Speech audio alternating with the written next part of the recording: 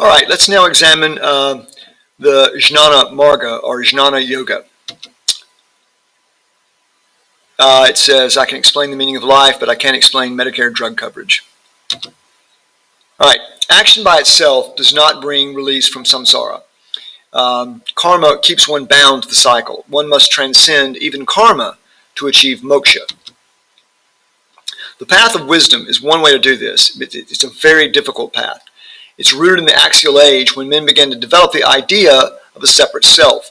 This in turn created anxieties about death. These anxieties yielded responses. In India, the Upanishads recorded these responses. This is the next major Hindu sacred text after the Veda. The oldest were recorded between 800 and 400 BCE, written down much later. They're regarded as Shruti, meaning revealed knowledge. So they're more like Torah rather than divinely inspired knowledge like the Talmud. They're even considered, they have equal status with the Veda, and they're even considered part of the Veda. The perspective of the Upanishads represent is called Vedanta, which means the end and completion of the Veda, just like the Quran is the final message. The Upanishads takes its name from a Sanskrit word meaning to sit down beside. This is an esoteric form of knowledge transferred from guru to student individually. This is the gnosis, knowledge that Gnostics were referring to. There is disagreement on the number of Upanishads. Some estimate as many as 200 or 300, which includes works from only a few centuries ago, but a more common number is 108. That is a sacred number in Hinduism and Buddhism. I do not know why. So the Upanishads focused on two trains of thought. What is the essence of the human self, and what is the essence of ultimate reality? What is the essence of the human self? Well, for the last 3,000 years, humans seem to have agreed that it's not the body, but rather the spirit, the soul. The Upanishads discuss the soul using the Sanskrit word Atman. At first place, the soul was located in the mind, but that seemed unsatisfactory because the mind is so capricious and unsettled, what Zen Buddhists call monkey mind. The Upanishads ultimately look beyond the mind or thoughts to the thinker behind the thoughts. They concluded that what is beyond thoughts cannot be thought about. What is beyond the senses cannot be sensed. The Upanishads therefore concluded that the Atman is imperceptible, spiritual, beyond comprehension. The Atman has always been. It is beyond time. It is not subject to the body, yet it dwells within us. Number two, what is the essence of the ultimate reality?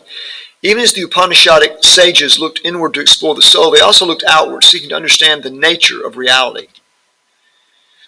What is the source of this universe? What is the ultimate reality? Where do we come from? By what power do we live? These questions have been asked before, but never with such urgency. To answer their questions, the sages reworked an older Vedic idea to give it newer, richer meaning. That idea was Brahman, that which makes great. In the early Vedic period, Brahman was the power that resided in the gods. In the later Vedic tradition, it was the reality behind the sacrifice, or this magic that was created by the sacrifice. In the classical period, it came to refer to the power of all powers, the deepest reality of the cosmos.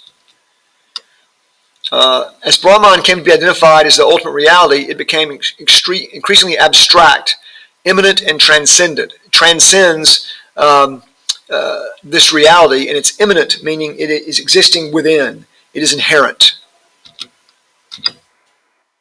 Because Brahman is spirit, it cannot be perceived by ordinary means. It transcends all categories of human images.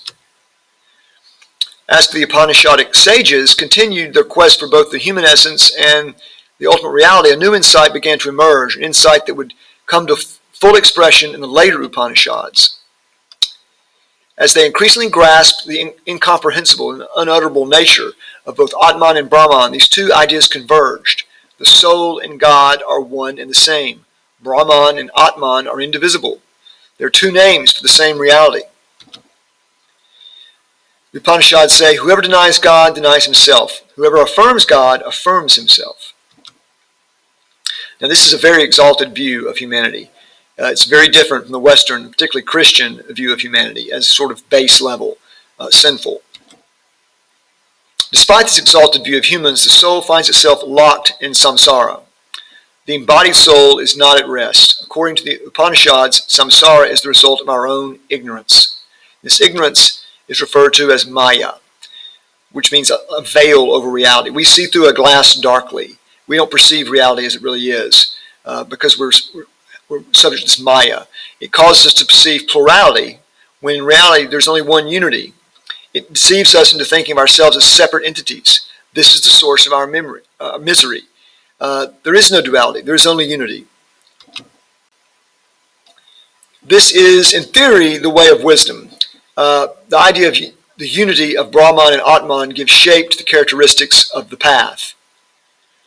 While on this path, one must live life in a way that expresses this truth. One must live as if there is no individual self separate from the rest of reality.